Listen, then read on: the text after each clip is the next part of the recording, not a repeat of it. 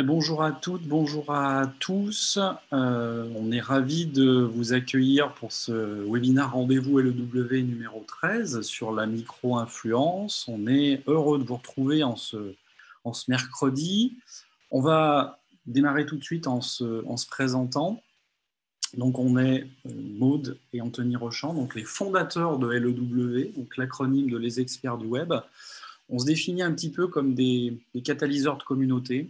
On est vraiment une structure de formation, de coaching, de consulting, et on accompagne différentes organisations en termes de stratégie d'outils et de communication digitale. On a le plaisir d'être certifié CNEFOP depuis 2017 et Calliope depuis 2020 maintenant. Et on entretient aussi divers blogs, médias, podcasts aussi. On organise également des rencontres entrepreneurs en région Rhône-Alpes, un petit peu sur Paris, des matinales ou des gros after-work. Et effectivement, depuis, comme vous le savez, depuis 2020, crise oblige, on a dû mettre un petit peu le frein sur cette partie de nos activités.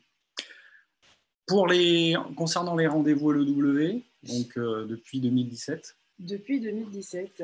Les rendez-vous LEW, donc là on est à la 13e édition, donc avec Avency aujourd'hui. Donc ce sont des talks dédiés sur les sujets du digital. On fait de l'évangélisation continue par le biais de ces rendez-vous. Ils se présentent notamment sous la forme de matinales conférences. Donc auparavant c'était physique, mais effectivement avec la crise on a plutôt basculé sur un format webinar. Sinon, auparavant, on les organisait sur Lyon. Donc là, effectivement, les 2-3 dernières éditions, on est sur un format webinar. Et effectivement, ces rendez-vous s'adressent un petit peu à tout type de public, voilà, désireux d'avoir une vision un petit peu globale, une vision d'ensemble sur des sujets spécifiques et au digital. Juste pour exemple, les rétrospectives, on avait fait le tout premier à l'époque avec Scoopit, donc du groupe Influence sur la curation de contenu. On a pu faire le deuxième aussi sur l'influence, sur les best practices de l'influence avec Tracker, un autre sur l'inbound marketing avec Pledzi, et puis voilà, les dernières en date avec effectivement Influence for You ou encore SEM Rush et Agora Pulse. Donc voilà pour ces sujets. À noter également que les rendez-vous LEW, c'est aussi une édition spéciale chaque année. Donc normalement, la suivante aura lieu, ce sera la suivante d'ailleurs, après celle-ci, sur les femmes d'influence sur Twitter. Donc c'est bien un sujet spécifique que l'on met en avant chaque année. Donc voilà, et qui fait suite à la diffusion d'un classement annuel que l'on réalise, que l'on renouvelle chaque année sur justement les différents visages féminins de l'influence pour un peu mieux valoriser aussi cette population, dirais-je, dans l'écosystème digital. Donc voilà, nous en tout cas, on a grand plaisir à organiser régulièrement ces rendez-vous qui sont très enrichissants et dans lesquels on a un vrai partage de perspectives avec les différents participants. Et sans plus attendre, voici nos invités. On a avec nous aujourd'hui Dorian Ciavarella et Élise Boukechem de Ivancy. Je vous laisse le soin de vous présenter ainsi qu'à Ivancy. Bonjour à tous et merci pour l'invitation. Ravi d'être avec vous et de pouvoir parler de l'influence marketing. Pour me présenter, après je laisserai Élise se présenter plus en détail. Elle est experte justement de l'influence et pourra vous donner pas mal de tips sur comment faire des campagnes. Donc moi, c'est Dorian Ciavarella, je suis le CEO et cofondateur d'Ivancy. J'ai créé Ivancy il y a 4 ans avec mon associé Sylvain.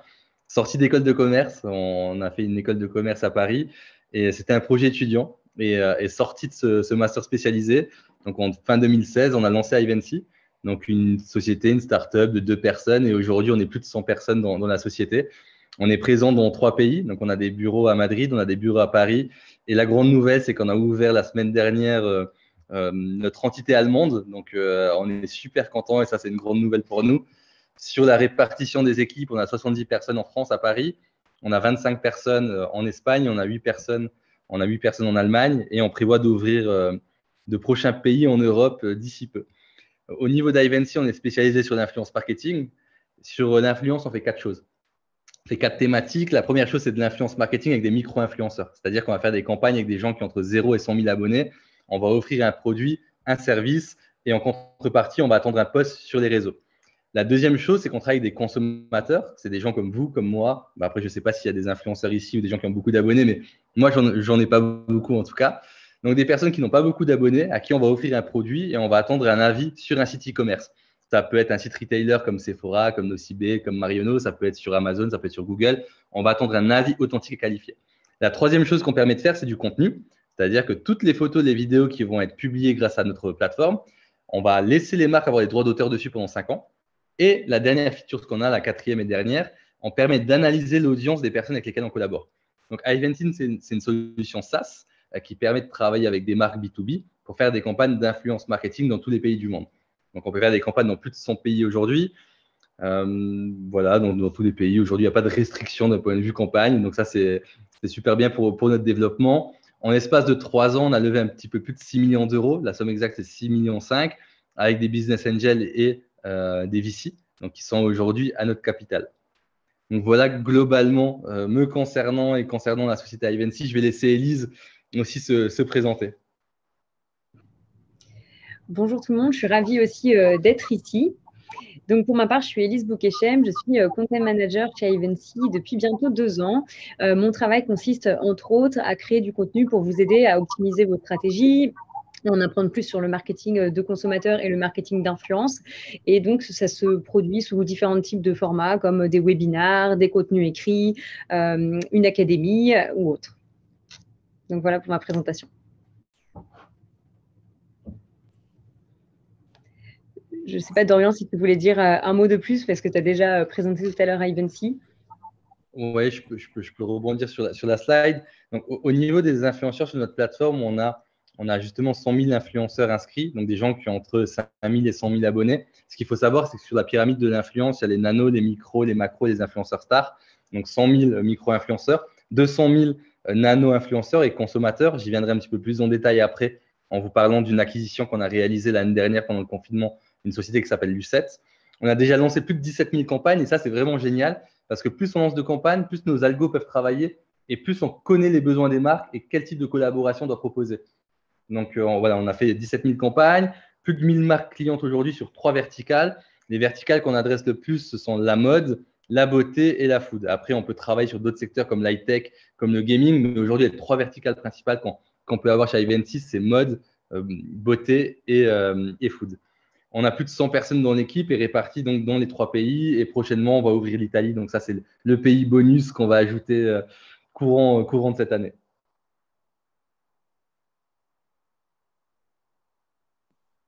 Merci, merci Dorian, merci Élise. Alors, on va faire pour introduire le sujet de la micro-influence, on va faire un petit état des lieux.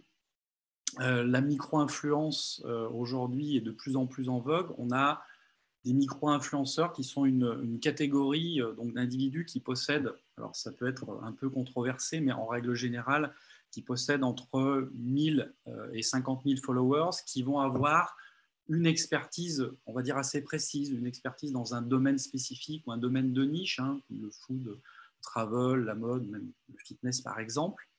Et ce qu'il faut dire sur ces micro-influenceurs, la particularité, c'est que ils sont de plus en plus proches en fait de leur communauté. Les publications des micro-influenceurs, elles tiennent vraiment compte en fait des envies, des attentes, des besoins en fait de leur communauté. Et de ce fait-là, on a une authenticité en fait qui est de plus en plus recherchée par les internautes. La relation en fait de l'influenceur avec sa communauté est devenue vraiment, on va dire, primordiale. Et on a au final des individus qui ont vraiment un fort pouvoir de recommandation.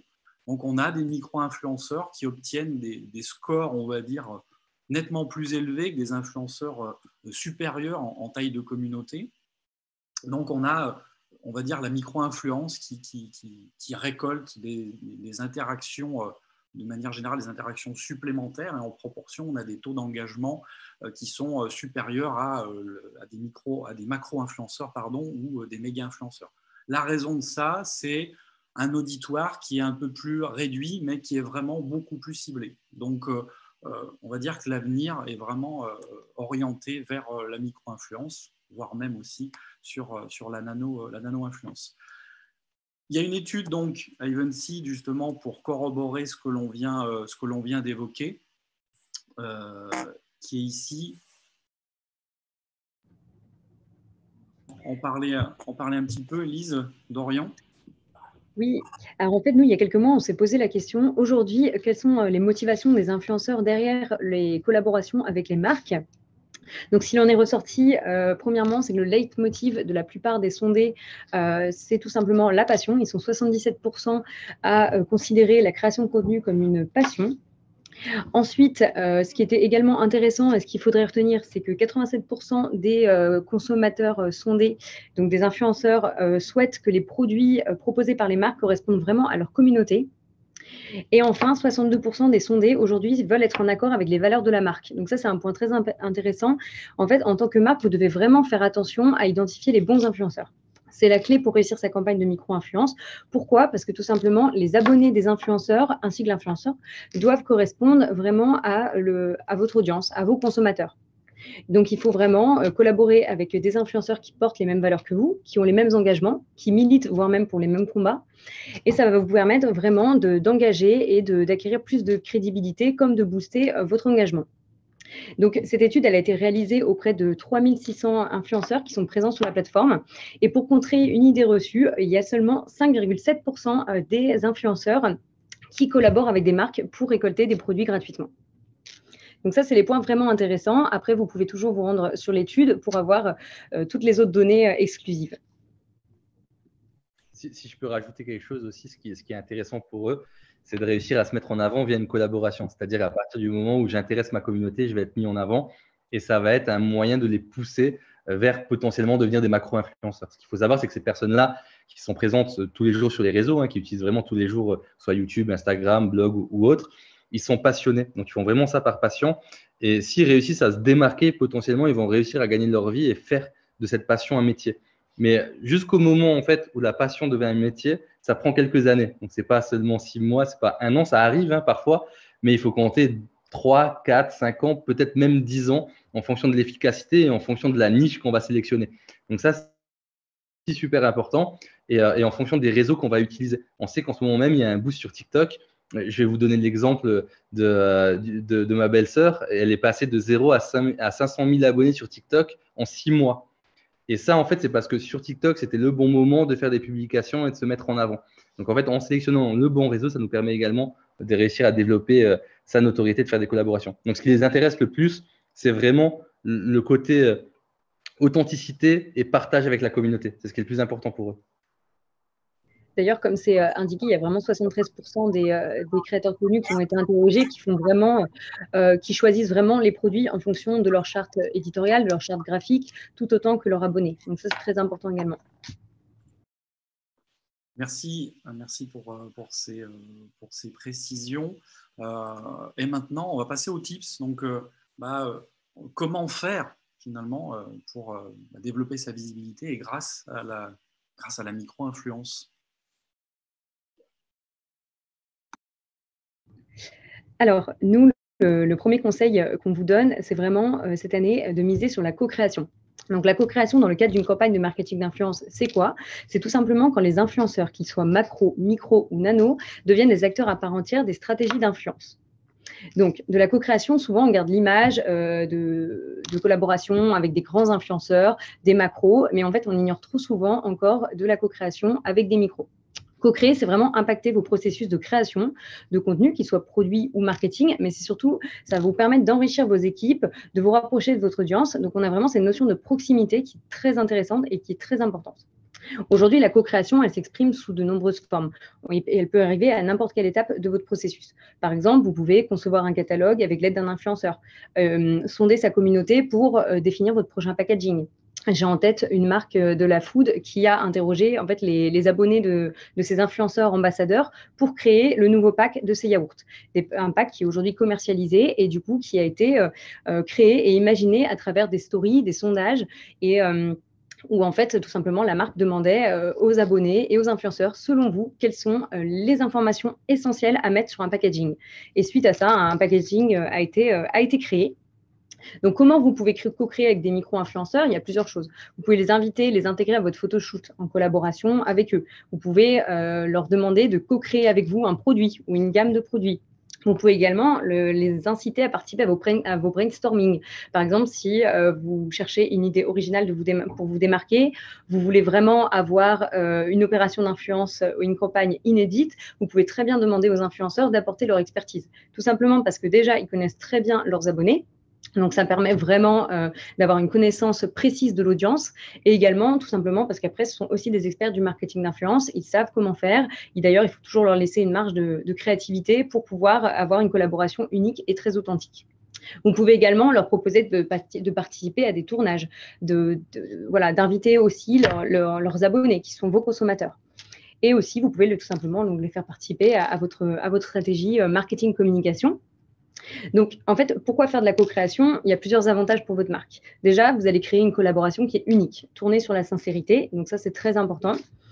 Ensuite, c'est l'occasion de réutiliser les publications de vos influenceurs. Donc, dans le cadre d'une campagne de communication, les intégrer à d'autres supports, leur demander, et ça vous permettra d'être plus proche de vos consommateurs.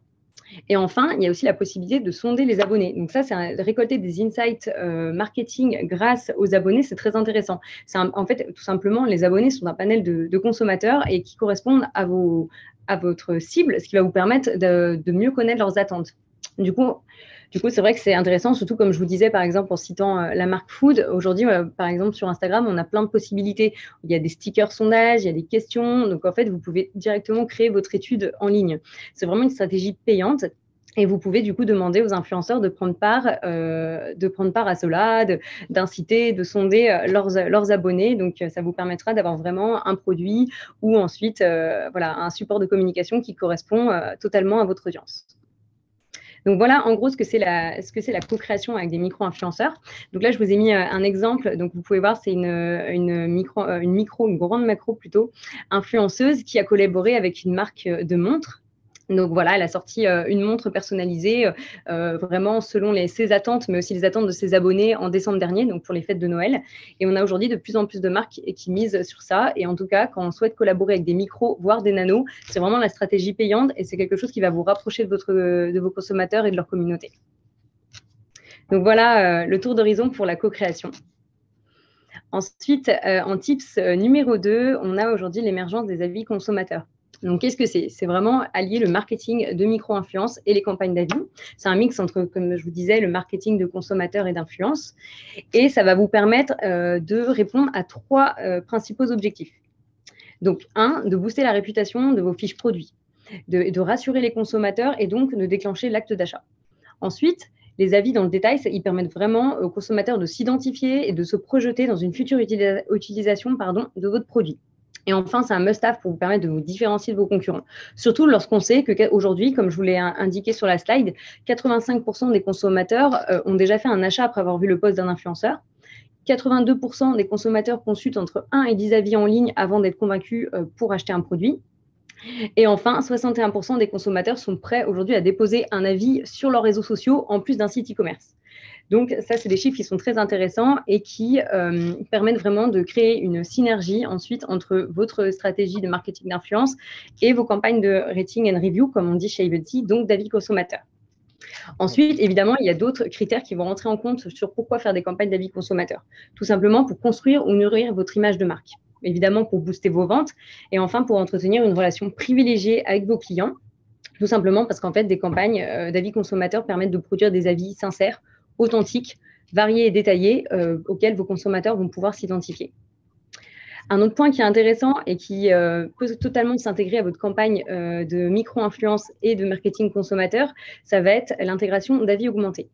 Donc, les avis augmentés, c'est quoi? C'est tout simplement une recommandation qui est différente d'un texte de 255 caractères, parce que la plupart des avis, c'est ça, et qui vont être sous un format différent, tel qu'un format audio ou un format vidéo, ce qui va permettre, encore une fois, aux consommateurs de s'identifier plus facilement tout simplement de s'identifier plus facilement à votre produit, mais également aussi de pouvoir le tester, de pouvoir avoir une recommandation poussée. Alors après, nous, ce qu'on vous conseille… Pardon, vas-y. Ouais, vas-y, finis, Élise, après je rajouterai… Non, oui, d'accord. D'accord.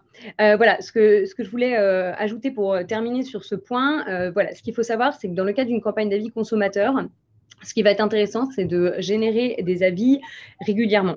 Donc, des avis à peu près tous les 3 mois. Avoir voilà, un renouveau d'avis. Pour un lancement de produit, ce qui est intéressant, ce qui va être impactant, c'est de lancer une campagne avec environ 150 avis, qui va vous permettre vraiment de pouvoir aller dans le détail et de présenter votre produit plus en détail. Et donc, la première étape va être vraiment de lancer votre campagne d'avis et ensuite de pousser cette campagne grâce à la micro-influence, également en proposant à vos influenceurs d'utiliser les produits et également de poster leurs recommandations sur les réseaux sociaux. Donc, en fait, comme je vous disais tout à l'heure, c'est vraiment une synergie qui est à créer et qui est très intéressante dans le cadre de la promotion de vos produits ou de votre marque, de vos engagements. Pour ajouter quelques informations, en fait, il y a un vrai déclin de la publicité traditionnelle. Et aujourd'hui, ce que les consommateurs recherchent, c'est de l'authenticité. Et l'authenticité, ça passe par en fait une discussion avec un proche, avec la famille, avec les amis. Ça passe par des avis authentiques, vérifiés, comme certaines plateformes, ce qu'ils peuvent mettre en place. Donc aujourd'hui, ce qu'on recherche, c'est d'être rassuré. Et moi, il y a un exemple que j'aime bien prendre, mais c'est quand je veux tester un nouveau restaurant, qu'est-ce que je fais? Soit je demande à un ami de me le recommander, soit je vais sur Google et je regarde sur Google My Business les avis du restaurant, soit je vais sur La Fourchette et je regarde les avis. Donc, en fait, aujourd'hui, pour pousser un consommateur à l'acte d'achat, il a besoin d'être rassuré avant d'acheter le produit ou de tester un nouveau service. Et ça, c'est la chose la plus importante. Et ce que Élise a dit aussi est hyper intéressant, c'est en fait, il faut cumuler des avis et tous les 3 mois renouveler ces avis-là. Parce qu'au bout de 3 mois, quand il n'y a pas de nouveaux avis sur un restaurant, on va se poser des questions. Donc, c'est pour ça que c'est super intéressant d'avoir des campagnes d'avis en continu. Et ces avis-là permettent de changer le type de publicité traditionnelle qu'on a l'habitude d'avoir. Et en fait, aujourd'hui, les consommateurs sont aguerris. Donc, c'est pour ça que la publicité traditionnelle, elle est de moins en moins précise, il y a de moins en moins d'impact. Et c'est pour ça qu'aujourd'hui, les marques se tournent vers de l'authenticité grâce à des campagnes d'avis. Tout à fait. Merci, Élise Dorian. Oui, la stratégie d'avis qui est finalement très, très centrale aussi dans cette boucle de la micro-influence. Pour avancer aussi sur ces différents tips, on va parler, j'ai envie de dire, obligatoirement de data. Dans une stratégie d'influence, une micro-influence, il va être important d'adapter vraiment une approche data-driven. Notamment, la data va pouvoir aider finalement l'approche globale en fait, du marketing et permettre réellement d'améliorer le retour sur investissement de la campagne de marketing d'influence. Le fait de suivre les performances des campagnes de marketing va représenter vraiment un des principaux avantages de l'utilisation du big data. Donc la collecte de données et plus précisément sur les niveaux d'engagement, les conversions, le nombre total de vues, ici vont être grandement facilités justement par le big data. Donc c'est une surveillance, et un suivi qui vont en fait donner une idée assez claire de ce qui fonctionne et de ce qui ne fonctionne pas. Ça va permettre aussi d'identifier où on peut finalement le mieux ajuster notre campagne d'influence. Donc là, le big data va être une aide assez précieuse. L'utilisation notamment d'informations pour identifier les tendances va être un bon moyen d'orienter cette campagne d'influence. Donc le fait d'utiliser les données va être facilitateur pour trouver le bon influenceur pour votre marque. Et dans ce cadre-là, de toute façon, on a parlé un petit peu déjà, mais le nombre de followers ne sera pas d'ailleurs le premier critère en tant que tel, l'audience potentielle, mais ce sera surtout l'engagement qui sera procuré donc au final. Un micro-influenceur qui n'engage pas son audience ou qui a des intérêts, on va dire, complètement aux antipodes de votre entreprise, ce sera pour la marque une perte de temps et ce sera une perte aussi, ça peut être une perte financière. Donc là, le big data, dans ce cadre-là aussi, peut encore une fois donner la possibilité de trouver le meilleur leader d'opinion avec lequel établir un partenariat pour arriver à cibler les bonnes personnes. C'est la maxime, au bon endroit, au bon moment, et cibler la bonne personne. Et donc là, c'est tout l'intérêt ici du big data. Les micro-influenceurs, on le sait, se servent bien sûr de différentes plateformes sociales pour se connecter avec des individus, ce qui va en résulter un très grand nombre de data, une grande quantité de données à parcourir. Et donc là, le big data va servir à identifier de façon, de façon efficace et rapide le contenu et les utilisateurs aussi pertinents. Ce qui nous nous indique aussi que le contenu dans ce cadre-là aussi va être intimement lié aussi à la data. Quand on crée du contenu, la recherche de mots-clés, à longue traîne, par exemple, va être une étape plutôt importante. Donc, pour rappel, la longue traîne qui va être en fait un ensemble de mots-clés, des mots-clés qui contiennent au moins 3 mots, donc, qui sera en fait plus ciblé, il y aura moins de trafic, mais qui permettront d'attirer des internautes qui sont réellement intéressés par votre contenu. Et donc, en créant on va dire une stratégie qui sera fondée sur des données qui seront vraiment relatives à ce que les gens recherchent, eh bien, on va pouvoir tirer le meilleur parti des différents efforts marketing. On pourra aussi savoir plus aisément aussi quelles sont leurs intentions de recherche, comment on va pouvoir adresser le contenu en conséquence, de manière générale. Ce qu'il faut savoir, c'est qu'une grande partie des partenariats concernant le contenu avec un influenceur ou avec un créateur de contenu sont vraiment bien ancrés dans la recherche de mots-clés. Et c'est justement en fait, cette découverte de mots-clés, de termes et aussi de sujets tendances qui vont finalement servir de base solide à une création de contenu qui sera vraiment efficiente. Donc, tout l'intérêt d'adopter une approche data-driven dans cette stratégie d'influence va avoir finalement de nombreux avantages pour pouvoir orienter vraiment sa stratégie. Ce qui nous amène à parler aussi finalement dans une stratégie d'influence ou de micro-influence de relations de confiance, puisque on ne va pas s'adresser à un influenceur comme ça de façon, on va dire, totalement marginale.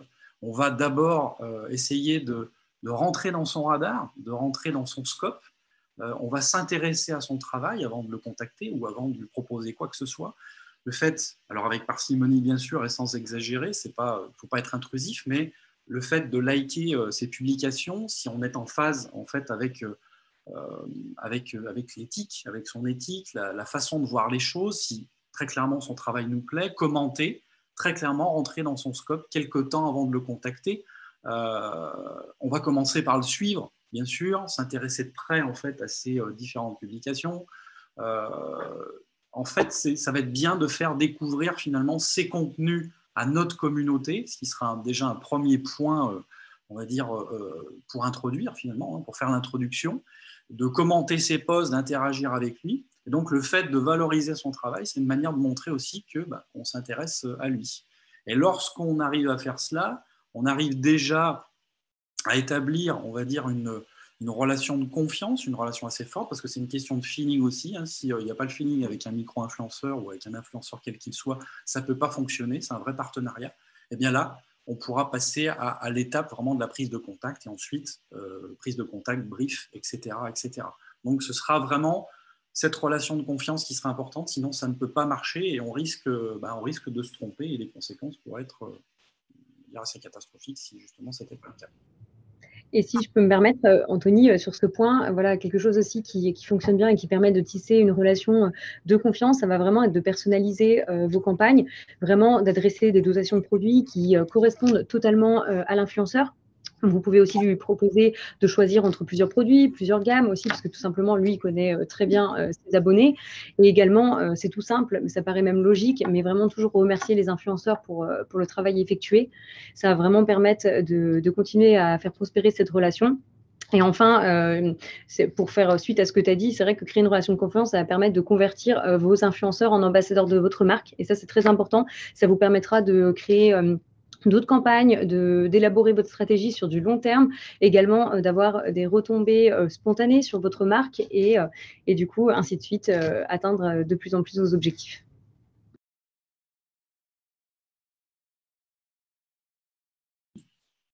Voilà, me voilà revenu.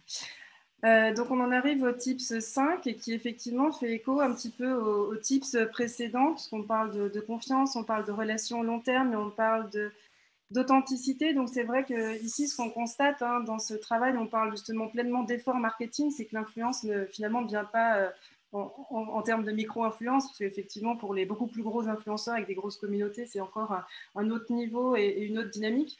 Mais cette influence, elle ne vient pas d'elle-même, il faut vraiment lui donner corps. Et ce corps, finalement, il prend forme par tout un écosystème intelligent. qui va se monter aussi à partir de l'utilisateur. On parlait tout à l'heure vis-à-vis de la data, mais aussi par rapport à voilà, cette diversification et cette variation de contenu intelligemment menée. Donc ici, la puissance du marketing de contenu, elle va être essentielle. Elle ne va pas concerner effectivement, j'allais dire, ces éléments d'un point de vue textuel, on va détailler ensuite. Et donc, elle ne concerne pas forcément effectivement que des choses qui vont être associées à un classement de mots-clés et des backlinks. On va justement explorer différentes formes de contenu pour justement stimuler et dynamiser l'audience en fonction d'intérêts spécifiques de cette dernière et puis aussi de sa façon préférentielle finalement de consommer le contenu. Donc, que ce soit en termes d'informations utiles ou d'histoire, justement d'histoire de marque en tant que telle, on est vraiment sur un levier, un moyen vraiment très fort de pouvoir raconter une histoire un peu de façon multidimensionnelle, voilà, avec justement différents supports ou ces différentes formes qui peuvent justement converger aussi entre elles par le biais des médias sociaux. Donc voilà, pour ici raconter la bonne histoire et justement toucher sa cible par le bon discours, puisque du coup, ça va pleinement résonner et se traduire par une augmentation de la notoriété de marque. Donc tout à l'heure, on a parlé effectivement de marketing de contenu, j'ai parlé texte, donc on va aller explorer ici notamment les articles de blog, hein, qui est un moyen assez, on va dire, courant d'explorer aussi ce levier-là.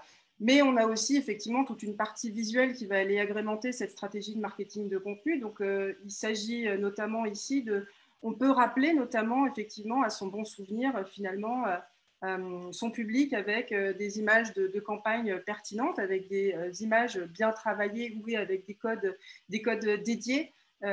Parce que ici, effectivement, lorsqu'on va poster un message sur les médias sociaux, eh bien, avérer finalement une certaine répétition avec des codes spécifiques, avec une certaine palette de couleurs ou un style en particulier, ça va permettre vraiment d'accroître finalement une certaine familiarité, une certaine proximité avec voilà, des usagers, des potentiels clients. Ça, c'est vrai que c'est vraiment l'avantage de visuel finalement, parce que c'est une façon de connecter, de stimuler finalement nos sens de manière assez directe. Ça crée vraiment de la connexion directe, le visuel. Donc, c'est vraiment tout l'avantage de pouvoir aller l'exploiter. Et ça permet du coup ici, de façon bien spécifique, de renforcer la notoriété de la marque.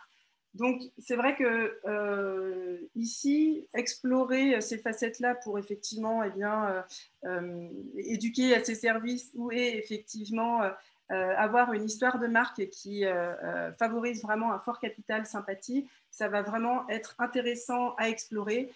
Tout ça pour alimenter finalement l'engagement qui est vraiment le maître mot dont on parlait donc tout à l'heure et que nous a rappelé aussi Dorian, puisque plus que le marketing de contenu, qui s'emploie ici de façon plutôt, on va dire, terre à terre et formelle. On est vraiment dans l'exploration du marketing, de l'engagement de façon plus empirique et dans laquelle, justement, à travers aussi un discours authentique, on va chercher à ensuite agrémenter effectivement sa logique et sa stratégie de contenu, aussi justement en fonction des retours utilisateurs. Donc voilà. Pour rappel ici, le marketing de contenu, ça va vraiment avoir pour objectif d'attirer et de fidéliser des clients, en créant du contenu justement pertinent, en créant du contenu continu, puisque l'intérêt de cette stratégie, c'est quand même d'avoir une certaine régularité, rappelons-le, parce qu'effectivement, sinon, on maintient difficilement, on va dire, l'efficacité de l'effort dans le temps. Donc, c'est vrai qu'il ne faut pas ménager ces efforts pour créer du contenu pertinent. Après, il y a différentes façons, effectivement, de le voir pour l'optimiser au mieux. Comme Élise l'a évoqué tout à l'heure, la co-création est aussi un pilier important aussi pour justement aller agrémenter les choses. Et de manière plus large, effectivement, ce marketing de contenu va faire référence au partage de connaissances, de conseils sous différents formats. Donc, on l'a évoqué tout à l'heure, les articles de blog. Ça va aussi se manifester, par exemple, par des vidéos, des podcasts, donc des infographies ou encore des webinaires tels qu'on peut le mener là, par exemple, en ce moment, des publications sur les réseaux sociaux, mais aussi des newsletters ou encore des quiz ou des sondages, tout ce qui va permettre une certaine interaction finalement avec les utilisateurs et les potentiels clients. Hop. On en vient au tips numéro 6, le takeover. Donc, le takeover, c'est un petit peu neuf. Enfin, quand je dis neuf, c'est pas neuf, c'est assez récent, parce que c'est une pratique qui nous vient des USA, qui aujourd'hui va tendre à se généraliser un petit peu davantage sur les réseaux, mais qui vraiment a plus fortement débuté en fait sur Snapchat et surtout Instagram. L'idée, c'est vraiment de miser sur des micro-influenceurs qui correspondent à l'image de la marque pour justement aller toucher de nouvelles communautés. Et cela de la même manière que l'on mène en parallèle un renouvellement un petit peu de l'aspect éditorial des posts, puisque ici, justement, l'optique, c'est que la marque, finalement, lâche prise, si on peut dire, sur sa communication pour en donner le contrôle, finalement, à un influenceur. Donc ici, bien sûr, pour le mener à bien, ce takeover, l'idée, c'est de fonctionner avec un objectif finalement assez simple avec l'influenceur pour que vraiment ce soit efficient, puisque l'idée, c'est de vraiment lui permettre d'exprimer sa créativité sur le compte en question pour justement doper la visibilité de l'entreprise et potentiellement, effectivement, dégager de nouveaux abonnés et potentiellement des leads derrière, puisque l'idée est bien d'attirer effectivement une nouvelle audience et puis voilà, des personnes affiliées à la communauté de l'influenceur pour justement aussi valoriser son offre. Donc ce takeover, il va aussi se manifester, alors le plus souvent, c'est une visibilité de quelques de quelques heures à quelques jours. On se situe le plus souvent sur des formats entre 1 et 5 jours. Donc voilà, ici, c'est vraiment une façon de booster un peu la visibilité de la marque par un dispositif un peu nouveau, avec des interactions différentes. Et puis, on donne vraiment une dynamique qui est vraiment complètement différente et pour le coup différenciante par rapport à ce que les discours, on va dire, des marques plus traditionnelles peuvent offrir. On a, par exemple, la Little Brown and Company, qui est une maison d'édition anglo-américaine qui emploie justement régulièrement ce type de pratique et qui laisse souvent la parole à ses auteurs pour finalement alimenter des sessions dédicaces et finalement permettre de valoriser la sortie, enfin, le lancement d'un nouvel ouvrage sur Instagram notamment. Donc voilà, ça c'est typiquement le type de choses qui va justement alimenter ce takeover et permettre d'agrémenter le capital sympathie aussi de la marque par l'influence ou en tout cas pour ce qu'on est en train de parler ici, la micro-influence. Merci Maud pour ce topo sur le takeover. On arrive en bout de session, en bout de course, en bout de nos tips. On va prendre les questions. C'est la session questions-réponses. On en a une apparemment. Alors, est-ce que vous proposez des mises en relation sur l'influence B2B qui augmente beaucoup en ce moment? Je pense que c'est adressé à nos amis Dorian et Elise. On va les laisser répondre. Alors, sur la partie B2B, on a des clients comme le groupe Fnac et Darty, par exemple, où on fait des campagnes B2B, mais plutôt sur Instagram. Si la question, c'est est-ce qu'on est présent sur LinkedIn d'un point de vue influenceur, pas encore. Ce n'est pas encore dans la roadmap stratégique et on essaye de voir s'il y a une possibilité de récolter de la data et de travailler avec. Donc, c'est plutôt une question d'API. Mais sinon, on est capable d'en faire sur les réseaux comme Instagram, blog ou autre.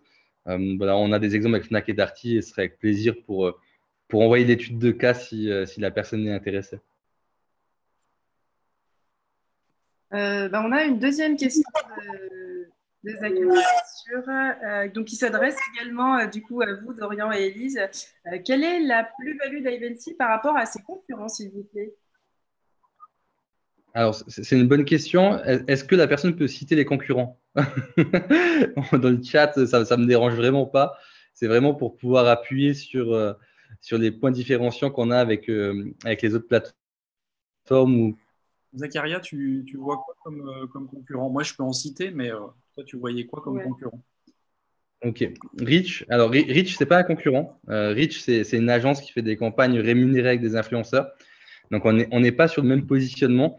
En fait, nous, la plus-value qu'on va avoir, c'est qu'on va commercialiser un outil. Donc, on vend un outil, c'est un contrat annuel minimum, c'est des contrats entre 12 et 36 mois. Et une fois que la marque a l'outil, elle peut faire autant de collaborations qu'elle souhaite. Il n'y a pas de restriction d'un point de vue collaboration, d'un point de vue reach. Je fais un petit jeu de mots ici avec l'agence, et également d'un point de vue influenceur. Ce qui est important, c'est que nous, une fois qu'on donne l'outil, la marque va sélectionner ses réseaux, Instagram, blog, Pinterest, TikTok, YouTube, et elle va faire des campagnes d'influence. Quand elle fait ces campagnes d'influence, elle va définir le produit ou le service qu'elle met à disposition. Une fois qu'elle a fait ça, elle va définir la typologie de personnes avec lesquelles elle souhaite travailler. Donc, par exemple, je veux des personnes qui ont entre 25 et 28 ans, des personnes qui sont basées à Lyon, des personnes qui sont passionnées par la restauration et qui parlent de bio, voilà, par exemple. En fonction de tout ça, nous, avec les algos, et on parlait de data lors du call, on va réussir à matcher et proposer les bonnes collaborations aux marques pour faire les publications. Mais le point important, c'est qu'une fois qu'on offre un produit ou un service, les publications sont non rémunérées. Les agences vont rémunérer les personnes, il y a une contractualisation derrière. Ce n'est pas les mêmes prix, c'est beaucoup plus cher également parce qu'il y a du manuel. Nous, comme on vend une plateforme et c'est automatisé, on a réussi à baisser les prix et à avoir des meilleurs résultats parce qu'on peut cumuler un nombre illimité de personnes avec lesquelles on fait des collaborations. Voilà la distinction que nous, on peut avoir avec des agences. Les agences nous utilisent également en marque blanche. Donc, on a pas mal d'agences qui nous utilisent en marque blanche et qui nous commercialisent également à leurs clients. Merci pour ces précisions. Dorian. Merci Dorian.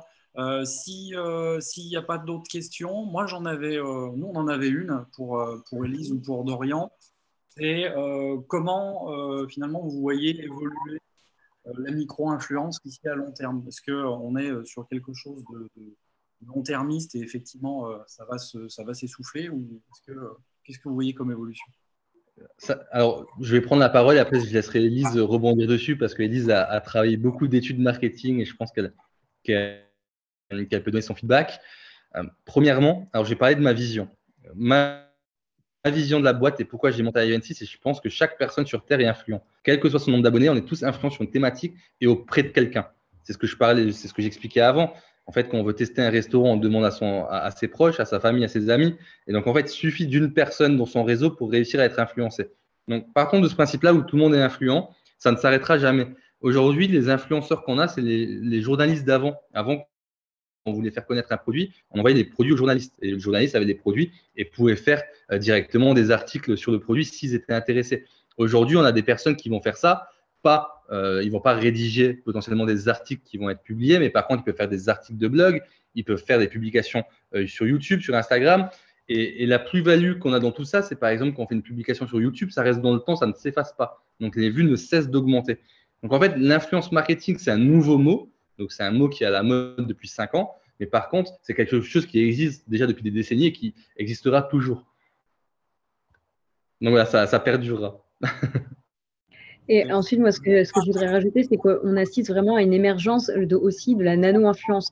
C'est-à-dire que les marques, elles collaborent de plus en plus avec des nano-influenceurs qui ont moins de 5000 abonnés et qui permettent d'adresser des messages plus localisés. Donc, on est toujours dans la quête de l'authenticité, dans la recherche de personnalisation grâce à des messages localisés. Donc, ça peut être des campagnes qui sont localisées en termes de localisation, mais également en termes d'audience. Donc, on va vraiment aussi partir de plus en plus vers cette voie-là. Ouais, et ce que je disais aussi en tout début de meeting, c'est qu'on a racheté une société qui s'appelle Lucette, dont TF1 avait investi dedans et accéléré par L'Oréal. Et c'était là, c'est 250 000 consommateurs. Avec les 250 000 consommateurs, on va faire des campagnes. Et pourquoi on a racheté cette société-là? Parce qu'on sait qu'aujourd'hui, la chose la plus importante, c'est le consommateur qui va parler à un autre consommateur qui donne envie d'acheter un produit. Donc voilà, ça rentre vraiment dans la stratégie qu'on a, la stratégie future de la société. Merci beaucoup. On a 2 dernières questions. On clôturera parce qu'on va être pris par le temps. Il y en a une pour vous, une pour nous. Peut-on considérer qu'IVNC est une marketplace de l'influenceur? Alors, c'est une très bonne question. Ça l'était il y a 4 ans. Aujourd'hui, on n'est plus seulement une marketplace d'influenceurs. En fait, il y a 4 ans, quand on s'est créé, on permettait de faire des campagnes seulement avec des micro-influenceurs. Aujourd'hui, on a nos 4 verticales. Donc, la brique micro-influence, la brique consommateur, la brique data et la brique contenu. Et donc, via ce biais-là, aujourd'hui, on n'est plus seulement une marketplace d'influence. Nous, on s'appelle Soit on peut dire une brique Customer Advocacy, donc c'est les nouveaux mots également utilisés dans le jargon marketing, soit on peut dire qu'on est une Customer Platform. Merci Dorian pour cette réponse complète. Et on a une dernière question, après on clôturera. Donc la dernière question qui est y a-t-il des éléments standards d'une stratégie de communication marketing et quand est-ce qu'on peut parler d'une stratégie? Ouh là là, il y a plusieurs questions en une. C'est vaste. En deux, il faudra plus que la fin de la question pour répondre à cette question. Pour lesquels, en fait, il n'y a pas une réponse en fait, à dire vrai. Ce n'est pas pour faire une réponse de je ne sais plus quelle est l'expression, de Normand, on va dire de Lyonnais. Mais ici, il n'y a pas une stratégie qui doit être pareille à une autre, puisque la stratégie, elle est toujours en lien avec une activité précise, la façon dont une marque va justement se positionner sur un marché, en fonction derrière de l'audience qui se dégage. Donc, il n'y a pas une stratégie en tant que telle.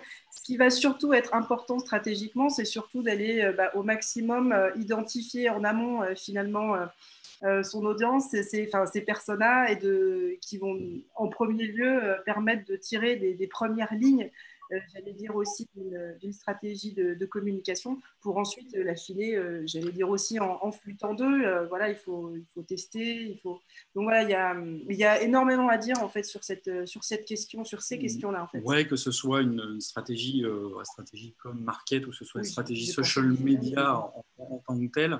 Ce qu'on s'aperçoit, c'est que le dénominateur commun, c'est la constitution en fait de l'audience, effectivement, comme tu disais, des personas.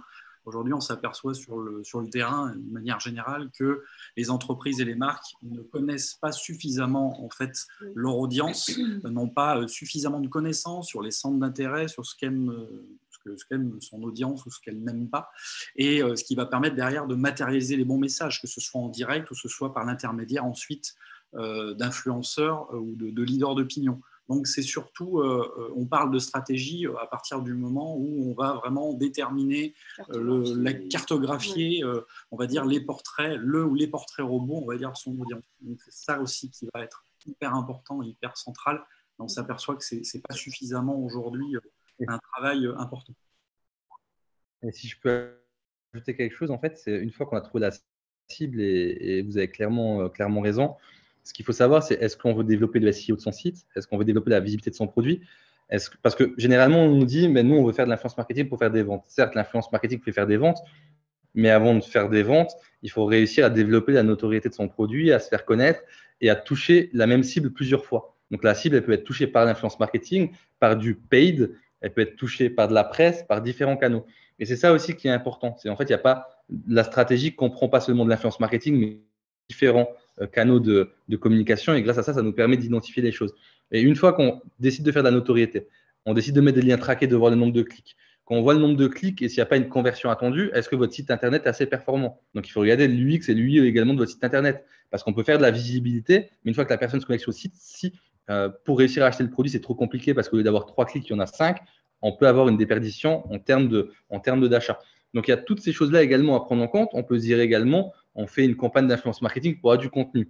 Parce que quand on a du contenu de qualité ou un avis de qualité, ça permet d'augmenter son taux d'achat de 68%. Et ça également, c'est important. Donc, c'est vrai que vous avez clairement raison en disant que c'est compliqué de définir une stratégie marketing en seulement quelques mots. Ce qu'il faut dire, en fait, c'est que ça dépend, de votre cible, comme vous avez pu le dire, et également des enjeux qu'il y a derrière et du temps que vous laissez pour réussir à atteindre des objectifs. Et ça, c'est super important. Et il faut cumuler l'influence à d'autres stratégies aussi. C'est toujours une histoire d'objectifs, de poser noir sur blanc les objectifs avant toute chose, et ce qui permettra aussi derrière de poser plus facilement les indicateurs clés, les KPI, les bons, et de contrôler les bons, parce que certains ne nous intéresseront pas ou ne seront pas vraiment pertinents en fait pour notre mesure. Donc finalement, c'est toute une réaction enchaînée. Et de ménager les chèvres et choux aussi en fonction, au-delà de ressources internes et externes, de ce qu'on veut bien mettre sur la table. C'est ça, absolument. Donc voilà. On va clôturer ce rendez-vous LEW numéro 13. Toutes les bonnes choses ont une fin. Merci beaucoup à tous les deux, Dorian, Élise, d'avoir été là. Grand plaisir. Longue vie à Evency. bravo pour tout ce que vous faites. Un beau parcours. On va prendre congé. On vous remercie de nous avoir suivis. Vous pourrez voir le replay rapidement là d'ici quelques jours. Il sera sur notre chaîne YouTube. Et puis, vous pourrez aussi consulter notre blog socialmediaoptimization.fr où on traite du web social, du marketing d'influence, beaucoup du social listening aussi. Et puis, le blog Privacy qui est très, très complet aussi sur le marketing d'influence, sur la nano et sur la micro-influence et qui donne des tips vraiment très, très, très, très intéressants de manière générale. Et c'est une fréquence d'articles qui est assez soutenue. Donc, il y a vraiment de la matière. On se quitte. Merci. Merci, Aude. Merci, Anthony. Merci à vous, Dorian et Élise. Et Merci à tous. De nous avoir suivis. Merci à tous les participants. Bonne journée. Au revoir. Au revoir. Bonne journée.